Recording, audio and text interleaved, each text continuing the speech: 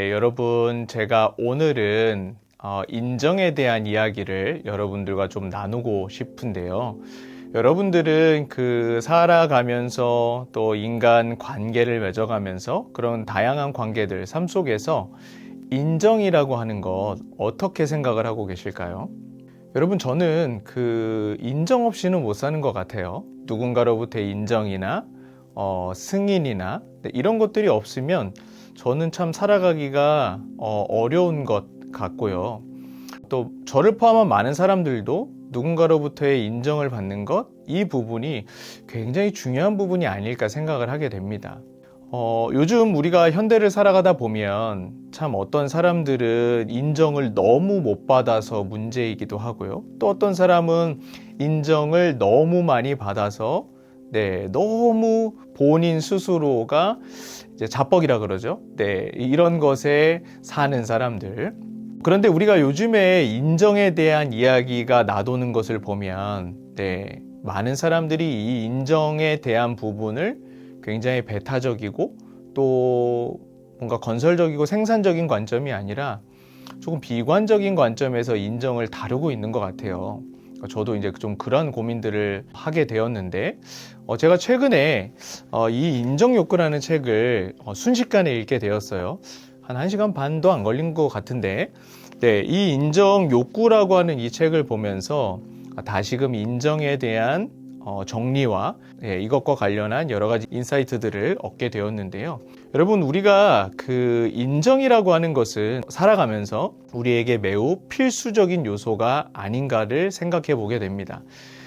누군가에게 인정을 받아야지 사실은 우리 인간이 성장할 수 있는 거거든요. 그 인정을 우리가 받아야 그리고 그것이 충족이 되어야 우리가 아주 힘있게 인생을 살아갈 수가 있다라는 거예요. 근데 대부분 이 인정을 어린 시절에 내가 부모님으로부터나 나의 중요한 타자로부터 받지 못했으면은 평생 이 인정을 갈구하면서 이 인정을 받고 싶어서 또 이 인정 때문에 내가 행동을 하게 되거든요.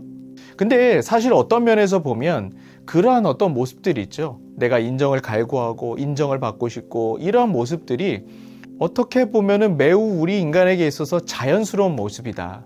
이것이 병리적인 모습이 아니라 어떠한 관점에서 보면 이것은 우리에게 매우 필연적이고 자연적인 부분일 수 있겠다. 근데 다만 너무 사람들에게 또 중요한 타자에게 인정을 받는 것에만 오로지 포커스가 맞춰져 있으면 문제겠죠. 뭐든지 과유불급이 문제니까요.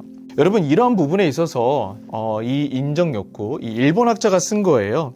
에노모토 히로아키라고 하는 사람이 쓴 건데, 일본 학자답게 굉장히 디테일하게 그리고 아주 자세히 이 인정을 어떻게 풀어나가야 되는지에 대해서 잘 이야기를 해주고 있습니다.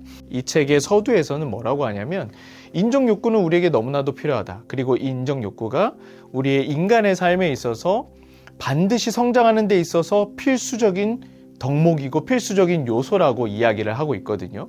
그렇기 때문에 우리가 이러한 이해 아래에서 우리가 그 인정 욕구를 어떻게 삶에서 활용해야 되는지에 대해서 아주 자세하게 기록하고 있습니다.